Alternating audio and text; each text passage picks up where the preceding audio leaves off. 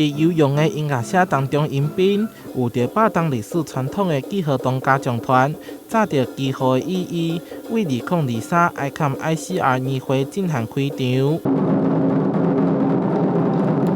这次第一摆刷到台南举行，台南市美术馆抱着办喜事的心情，欢迎来自世界13个国家的博物馆专家学者。表演节目充分显现了台南市多元样貌的文化，包括我们的庙宇，我们就是全国数量最多的庙宇，所以不管在庙宇的区域文化，还是本身美术馆所承载的这些文化的这个传播跟文化的振兴，我相信对台南市都有非常重要的意义。在为期4天的年会当中，将发表53篇论文，以南美馆为平台，共同关心博物馆甲区域的发展，并以地方创新以及社区等议题进行交流。另外，也将安排参访嘉义、台南、高雄等南台湾的博物馆。We will hear the stories from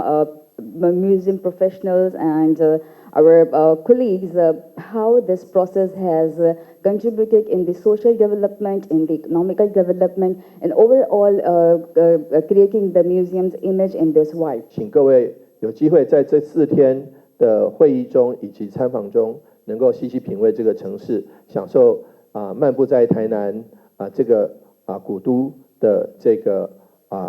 感觉，以及它所带来的文化的底蕴。台南市美术馆表示，台湾目前区域新博物馆甲地方文化馆已经超过300多间，作为 ICOM ICR 年会的主要举办平台，把握着这次难得的机会，除了要向世界展示台南的文化意象，同时串联台湾各地博物馆，让台湾的艺文场馆让国际看到。台南新闻网采访报道。